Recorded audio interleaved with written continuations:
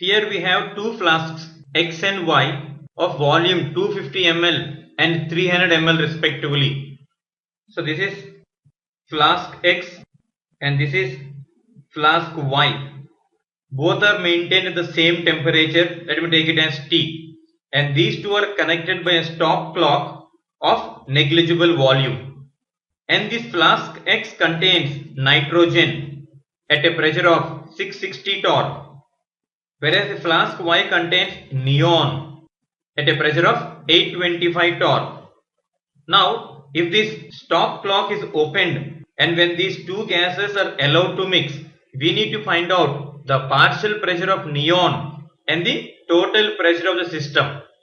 Here we know that whenever we are opening the stop clock, so once the stop clock is removed, definitely these gases will move into the other flask because of the process of diffusion. The volume of both the nitrogen as well as neon changes, and by maintaining a constant temperature, when the volume changes, definitely the pressure also changes, and that becomes the partial pressure of both these components separately.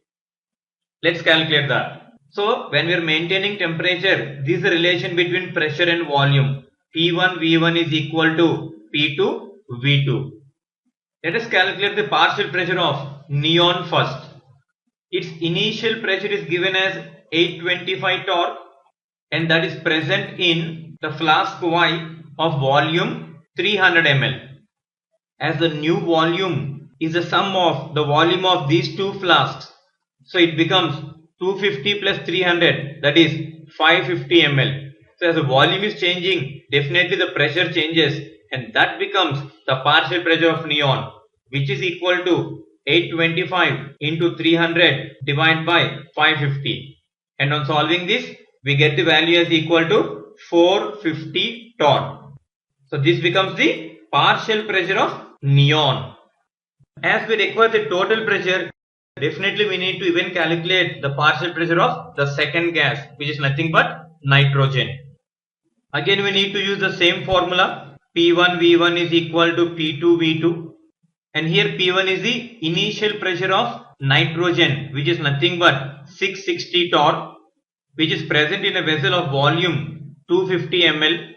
Now as the final volume is 550, its pressure is changing to P2. And what is that partial pressure of nitrogen? That is 660 into 250 divided by 550, and that value comes to be equal to 300 torr, and this is the partial pressure of nitrogen. So then the total pressure of this gaseous mixture is nothing but equal to the partial pressure of the neon plus the partial pressure of nitrogen, which is 300, and this value becomes equal to 750 torr. So our final answer should contain the partial pressure of neon is equal to 450 torr and the total pressure is equal to 750 torr. Let's see that is present in which option. That is there in option C.